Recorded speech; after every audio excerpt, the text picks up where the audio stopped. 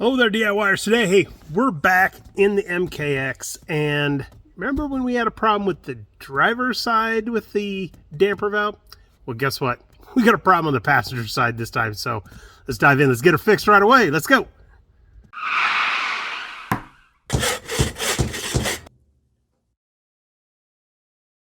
All right, so first of all, we're going to get in here, open the glove box up.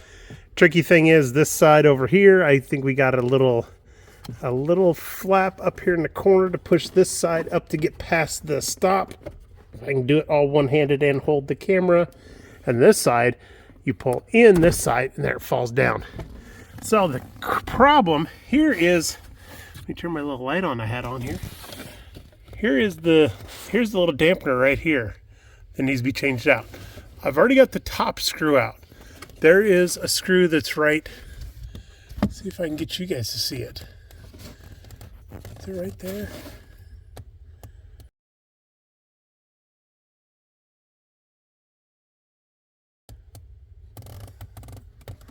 It's hard to get the camera and view what you want to see, but there's 3 screws in here. There's one at the top, there's one over here on this side over here, and I think I can get that one from underneath.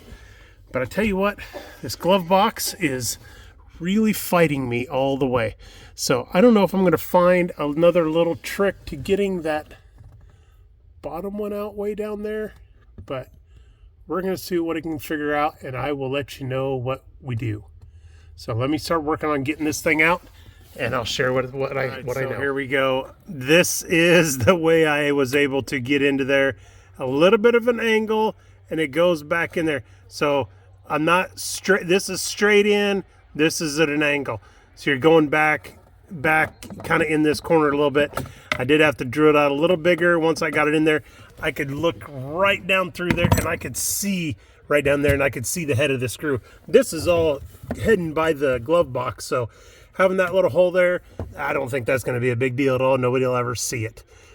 So I'm going to get this thing changed out, and you can see I've had issues with this before, and we've tried to spray stuff back here to try and loosen the thing up, but it just never really has worked right. So it's time to replace it, and that is how I got to that bottom 3rd screw. And the screw up here on the top, the one that was in this one up here on my middle finger right there, that one right there, I use a Phillips, I think this is like maybe a 6-inch extension with a Phillips bit on there. It was just long enough that I could reach back in here and then use a small ratcheting 1/4 wrench here to take that one out. So now it's going to go ahead and get everything put back in there and go from there.